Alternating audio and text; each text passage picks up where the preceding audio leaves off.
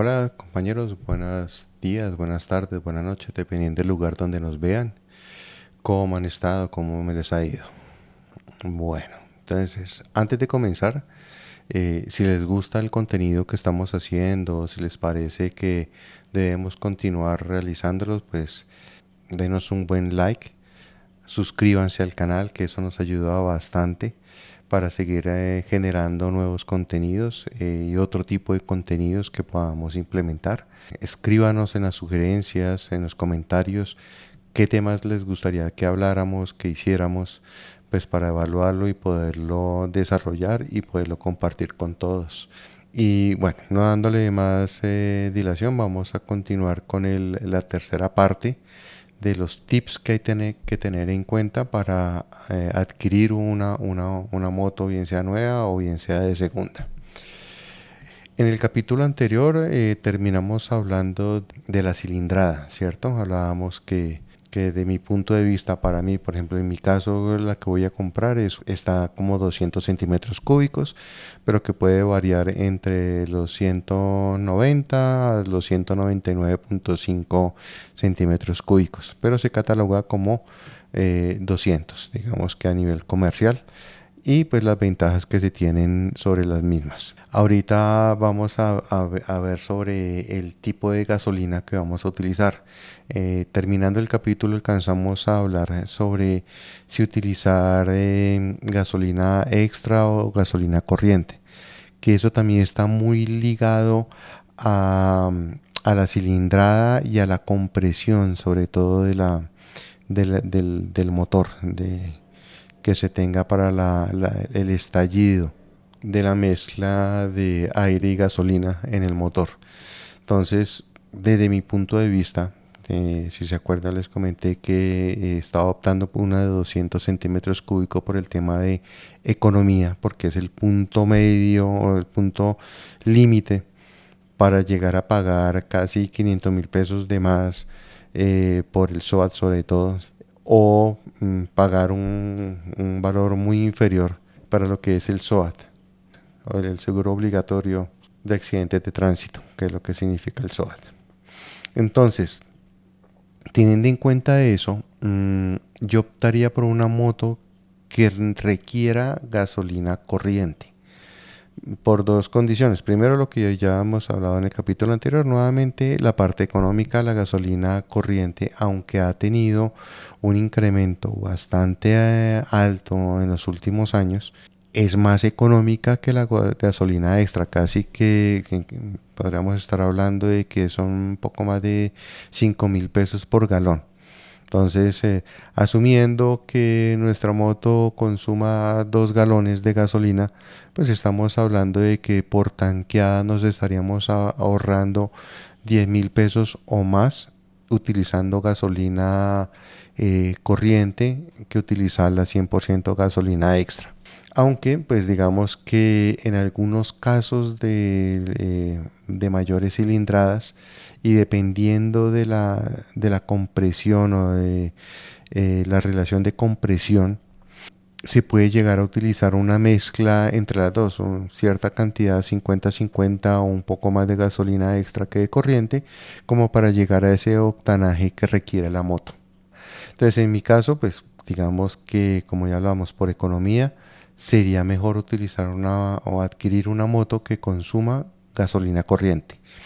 La otra gran ventaja es que la gasolina corriente usted sí la consigue en cualquier lugar, sin importar lo chica que sea la ciudad o la población, pues uno gasolina corriente la consigue en todos los lugares, mientras que la gasolina extra, si hay algunos lugares o muchas estaciones de servicio donde no se consigue, bien sea porque el flujo es muy poco o porque simplemente no es económico para esa estación de servicio. Están enfocados solo a gasolina corriente. Entonces, por más pequeña que sea, al menos la corriente usted la consigue. Usted no tiene ese problema de que usted o está preocupado porque le tuvo que echar gasolina corriente a una moto que necesita extra. Digamos que para cortos tramos para urgencias en donde ya definitivamente no hay otro tipo de gasolina, pues toca. La moto puede llegar a cascabelear, de pronto es reducir el gas, el consumo, reducir un poco el manejo para no ser tan agresivo y no se llegue a afectar tanto el motor con una mezcla pobre en octanaje. Hay otro punto que para mí es importante y es la configuración de las llantas. Cuando hablo de la configuración de las llantas es que como lo dijimos cuando hablábamos de los tipos de motos, que las scooter tenían un radio muy pequeño, digamos que en lo que son motos diferentes a las scooter, voy a sacar de esto a las scooter, vienen con configuraciones por lo general de 17 pulgadas adelante atrás o de 17, a ver si me acuerdo, 17 atrás, 19 adelante, o vienen 21 adelante, 18 atrás, bueno. Hay diferentes configuraciones en los radios en los diámetros de las llantas. Por el tipo de moto que me gusta, que son las doble propósito, y para lo que tengo pensado, que es para poder ir a lugares donde no comerciales, donde el acceso a estos lugares no es fácil o simplemente no hay acceso para llegar a visitar las bellezas naturales de Colombia. Para mí la mejor configuración para mis necesidades, es algo muy propio, es que adelante sea de 21 pulgadas y atrás sean de 18. Con esto tengo un buen manejo en el destapado, en terrenos agrestes, en lugares donde posiblemente, como ya lo había dicho en otros capítulos, no existe inclusive vías. Con esta configuración es más probable que pueda pasar por este tipo de terrenos sin afectar mucho la moto. Igual toda moto se afecta en mayor o menor sentido, pero el objetivo es que sea con las mejores condiciones y que den seguridad para el manejo en este tipo de terrenos. Digamos que la otra estándar que se utiliza en el doble propósito es 19 pulgadas adelante, 17 atrás. No está mal, también es una muy buena alternativa. De hecho, en el tema de llantas, ¿cierto? De las cubiertas, puede que sea hasta un poco más económico esta configuración 19-17. Pero nuevamente, como mi objetivo, ya tengo claro mi objetivo de en qué terrenos los voy a utilizar, pues para mí creo que son las más adecuadas. 21 adelante, 18 atrás. Nuevamente, ya es decisión de qué tipo de moto es la que va a utilizar, qué configuración es la que más se adapta a sus condiciones de manejo. Por ejemplo, en las Naked y en las Sport es muy frecuente utilizar 17 adelante, 17 atrás. Es una muy buena configuración, generalmente son un poco más anchas. Después de que sean 17 atrás, pero 205, 200, entonces son mucho más anchas para tener mayor contacto con el asfalto y pues tener mayor tracción. En mi caso, pues serían llantas o cubiertas doble propósito, posiblemente 70-30, 70 pavimento, 30 destapado, o inclusive una 50-50, 50 on-road, 50 destapado, off-road, para pues, poder llegar a ese tipo de terrenos a los que quiero visitar, quiero conocer y de pronto, ¿por qué no?, compartirlo con todos ustedes. Nuevamente, depende de sus necesidades, de sus requerimientos, va la configuración de estas llantas. Para mí, para Bogotá, esa 19-17 es para mí la mejor. Porque Bogotá no es, aunque pues en teoría debería ser todo un asfaltado bien, seamos sinceros, no solamente en Bogotá, en la mayoría de ciudades, las carreteras no son las más adecuadas, no están totalmente lisitas.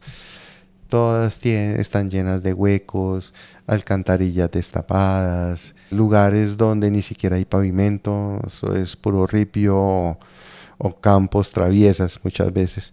Entonces, digamos que esa configuración 19-17 para una ciudad para mí me parece que es la más adecuada.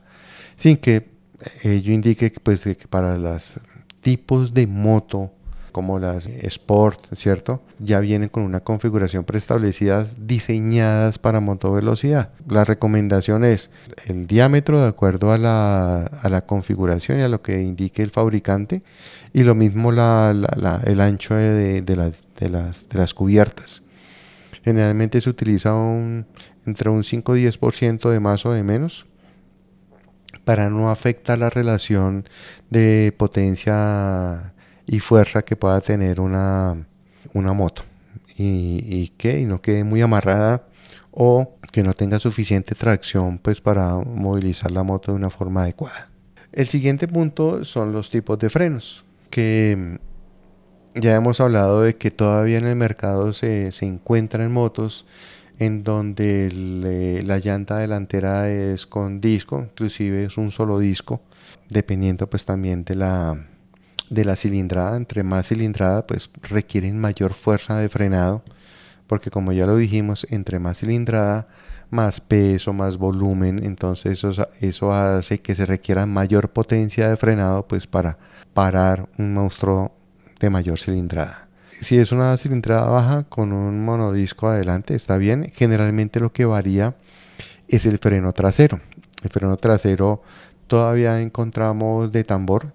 No viene en disco, es básicamente, sí, una forma de tambor como tal. Por dentro lo que se hace es que se expande y frena. Bueno, todos frenan por fricción. Valga unos es por compresión, otros es por expansión. En el caso de los frenos de tambor, frenan por expansión, es decir, ellos lo que hacen es expandirse y la fricción se hace por el lado o los bordes externos contra lo que es el tambor como tal. No he visto, aunque sé que debe existir sistemas ABS para este tipo de sistema de frenado, pero digamos que el hecho de que una moto tenga frenos de disco adelante y atrás no significa que tenga ABS.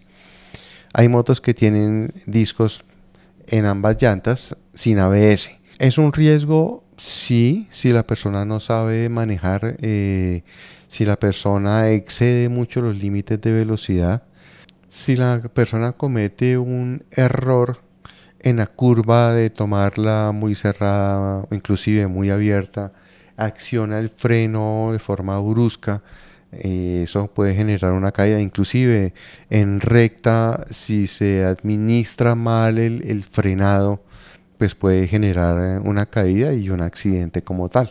Entonces digamos que el ABS ayuda. No digo que es la solución definitiva a una caída, no, por más de que tenga un sistema ABS, si la persona no sabe frenar, utilizar bien los 2 o 3 tipos de frenado que puede llegar a tener una moto. Entonces, cuando digo esto es que uno puede frenar solo con la delantera, solo con la trasera, ¿cierto? La combinación de las dos, digamos que es lo más frecuente. Y la tercera es el mismo frenado de motor. El motor ayuda a disminuir la fuerza que lleva de inercia una moto. Que si uno llega a utilizar las tres, freno de motor, delante y trasero, hace que la moto disminuya su velocidad de una forma más rápida y pues evitar una colisión. Pero si no se sabe administrar de forma adecuada, por más ABS que se tenga, uno no está exento de una caída, de un accidente. Entonces, pues lo principal es tener mucho cuidado con la velocidad, hacer y repasar todo lo que son ¿cómo se llaman? Los ejercicios de frenado. No es que uno va a una escuela, los aprende y ahí ya, porque el hecho de que uno los aprendió en un curso, entonces ya lo sabe de por vida. No, uno tiene que practicarlo, ojalá una vez cada 15 días, si no es el caso al menos una vez al mes, en un ambiente controlado, probar a hacer ese tipo de frenados, recordarlo corregirlo si es que uno se da cuenta de que está haciendo algo mal, pues para siempre estar preparado ante una emergencia y pues siempre mejorando y optimizando ese esquema de o esa forma de frenada con la moto que se tenga. Entonces no es que porque tenga una moto 250 y lo manejo súper bien, sé cómo hacerlo en el momento en que me paso a una 400 o una 500 centímetros cúbicos, hay que volver a aprender, hay que como un vaso, botar ese vaso y comenzar a llenarlo nuevamente con conocimientos para esa moto. ¿Es posible que el conocimiento previo te ayude? Claro que sí, pero las condiciones de la moto son nuevas y hay que volver a aprenderlas para ese tipo de motos. Para mí, ¿cuál sería lo mejor? Lo mejor es que tenga un sistema ABS, un sistema de antibloqueo en las dos ruedas, o también que le llaman doble canal adelante y atrás, ¿cierto? Entonces, en el peor de los casos, por lo menos que tenga sistema de ABS en la rueda delantera. En mi caso es como la opción. Ojalá que la moto que adquiera tenga sistema ABS adelante y que la de atrás, si la tiene, sea desconectable. ¿Por qué? Porque cuando uno anda sobre terrenos destapados, la rueda trasera, digamos que el ABS no ayuda de a mucho. El hecho de que se bloquee, que uno pueda hacerla derrapar, hace que en el destapado uno tenga mayor control, inclusive hace que la moto se ubique en mejor forma para bien sea atacar un obstáculo o bien sea tomar una curva de forma adecuada. Entonces, en lo posible, si pudiera tener ABS en delantero y el ABS trasero fuera desconectable, es lo mejor que lo que yo pudiera conseguir. Si no, bueno, por lo menos que el ABS sea delantero, atrás que no lo tenga, que ya tengo, creo, por lo menos, que tengo una suficiente experticia para poderlo manejar sin inconvenientes. Sumado al hecho de que pues el objetivo no es andar a la carrera, no es sobrepasar los límites, sino un manejo relajado.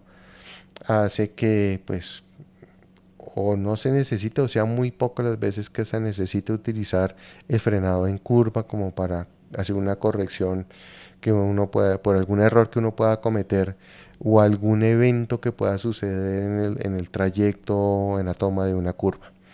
Entonces, el objetivo sería ese. ¿Qué les recomiendo? En lo posible, pues nuevamente, que al menos lo tenga en el de adelante. Si puede que lo tengan los dos, mejor. Si es para ciudad, no es necesario que que el sistema trasero sea desconectable o no.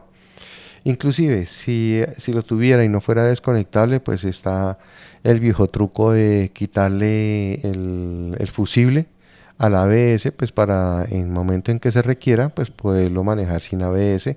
O he visto casos en donde inclusive abren la línea y le ponen un switch para que no sea necesario abrir la caja de fusibles, que en algunas motos está bien escondida, y simplemente con un switch uno puede activar o desactivar.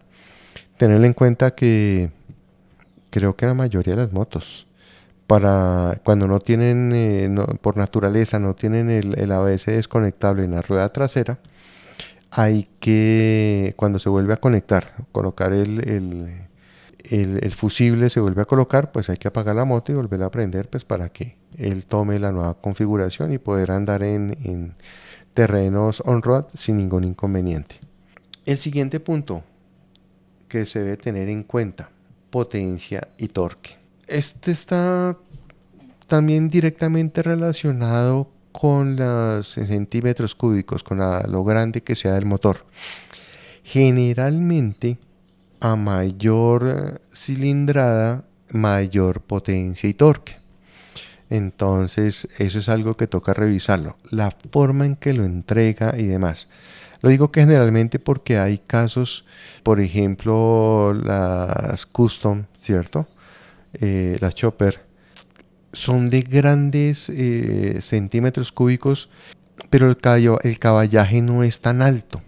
¿Por qué? Porque ellos lo que más tienen son torque, son motos de mucha potencia, son como mulitas, por decirlo de alguna forma, que tienen gran capacidad de carga, pero no tienen gran velocidad.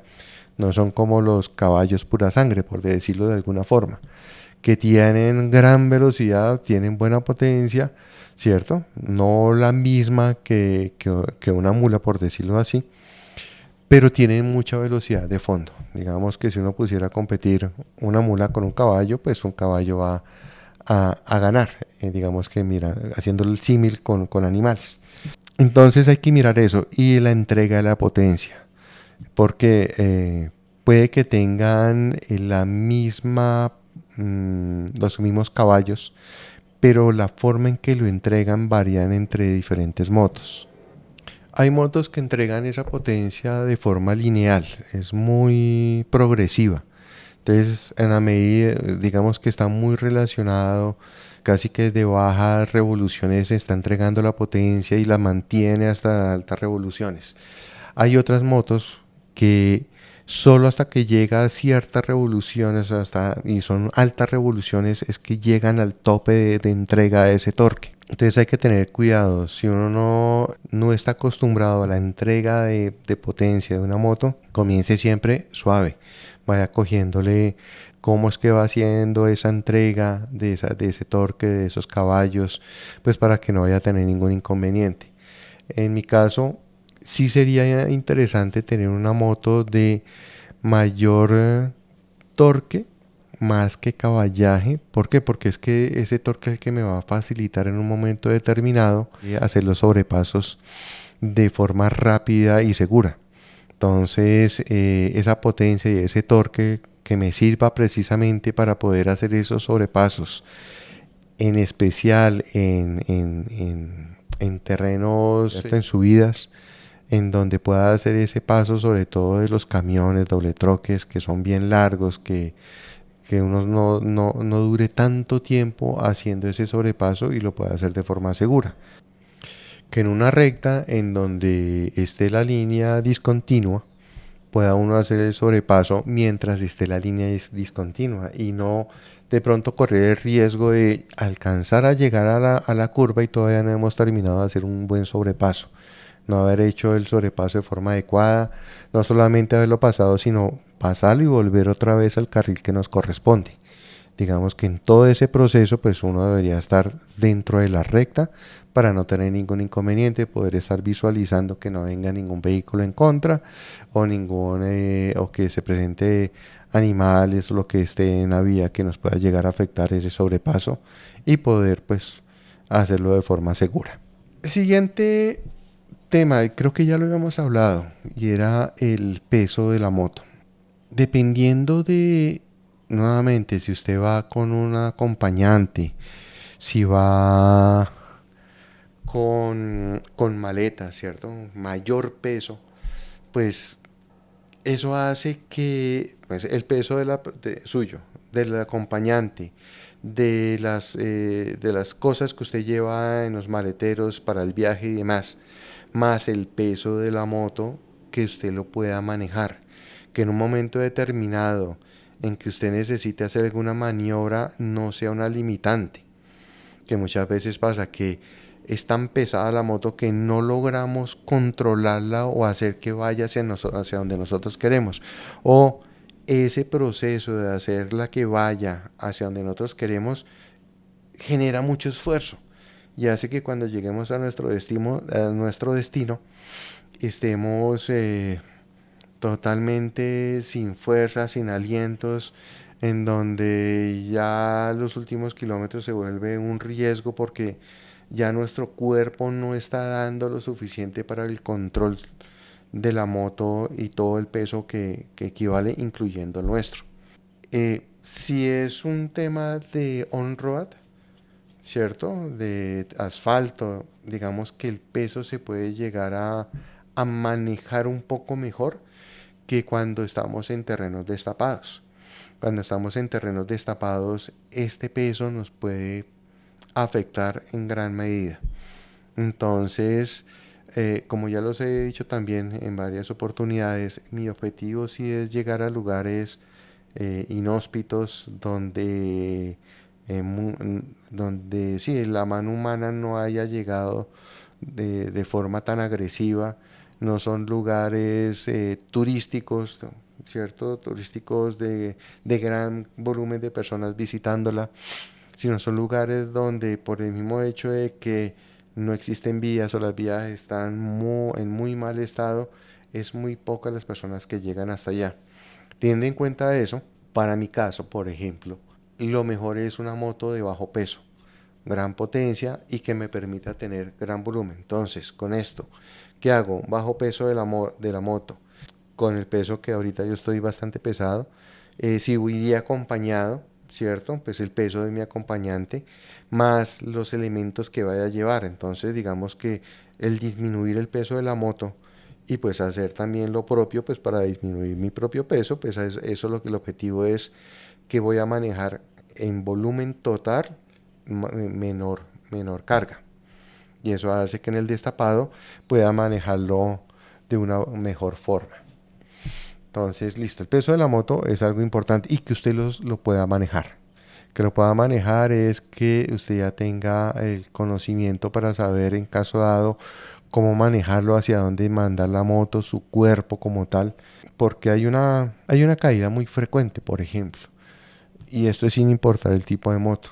Y es que muchas veces uno para y en uno de los dos lados de la moto hay un mayor desnivel que en el otro. Muchas veces cuando llegamos a un punto, si no sabemos ubicar el cuerpo, cuando vamos a apoyar el pie, la inclinación de la moto es tal que ya el peso nos gana y la moto va al suelo o va al suelo. Digamos que hay personas que a fuerza lo pueden llegar a recuperar, pero hay otras personas que pues se pueden llegar a lastimar si hacen eso. Entonces lo mejor es dejarla caer, si tiene demasiado peso, liberar un poco de ese peso y ahí sí subirla. Si pueden con todo y el peso que carga de la moto, pues la suben completa. Y sí depende de la fortaleza y de la técnica que ustedes tengan para hacer el levantamiento de la moto.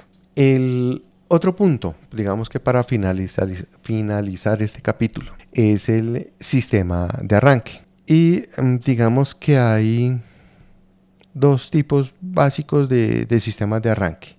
Está el sistema mecánico, que es por el sistema de patada o el crank. No sé si ustedes se acuerdan de antes que había una palanquita que uno la movía y físicamente a pura punta de pata hacía que el sistema de arranque comenzara a funcionar y uno prendía la moto. Ya digamos que la mayoría de motos tienen sistema de arranque eléctrico. Un switchecito, generalmente es el rojo. Al oprimirlo, pues por un sistema de bobinas, hace que el arranque inicie su ciclo y pues se prenda la moto. Como gusto propio o para las condiciones en donde pienso ir, el objetivo es que tenga las dos, tanto mecánico como eléctrico. Pues que pues en caso dado de que digamos que la ventaja del de patada es que así se le acabe la batería, usted puede prender la moto con el simple sistema de arranque, inclusive con algo de empuje, usted puede prender la moto sin problema. No es necesario que la batería esté cargada. Inclusive se puede llegar a prender sin batería, con sistema de crank. Mientras que el sistema eléctrico, si la batería está defectuosa, se llega a dañar por algún motivo o algún golpe, simplemente queda casi que varado. Se puede prender que empujada si es factible dependiendo del daño que se haya generado. Si el sistema de bobinas, como funciona el sistema de arranque, hay un engranaje que digamos que sale y entra en el momento en que uno da el start, lo que hace es que la saca, hace el engrane con el sistema de arranque propiamente dicho, ¿cierto? Está el motor de arranque con el sistema de arranque, mueve los engranajes para hacer el primer estallido de combustión y ahí comienza el arranque de la moto. Si este elemento que sale y entra queda extendido, por decirlo de alguna forma, podemos generar un daño mayor. Si no está extendido, y eso es la mayoría de las motos es muy complicado saber en qué fase quedó, empujada puede llegar a prender también, pero pues con el desgaste que ello lleva. Mientras que con el crank simplemente la misma función que hace ese motor eléctrico, el motor de arranque, es lo que hace uno con la fuerza bruta de su cuerpo.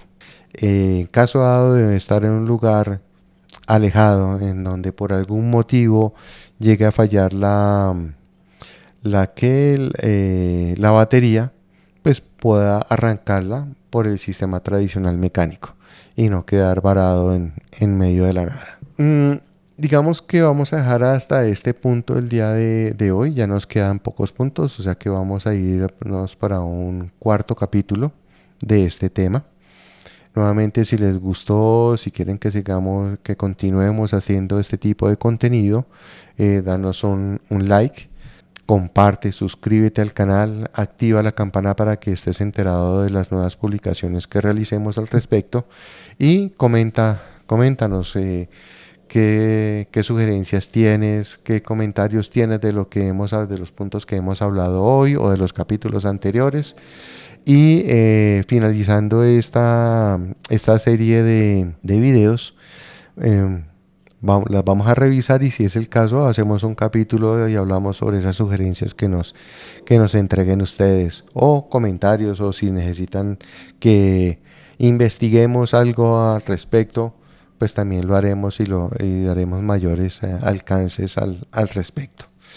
Mientras tanto, que tengan buen día, buena tarde, buena noche, bendiciones para todos. Y los veremos en un próximo, Hablemos de...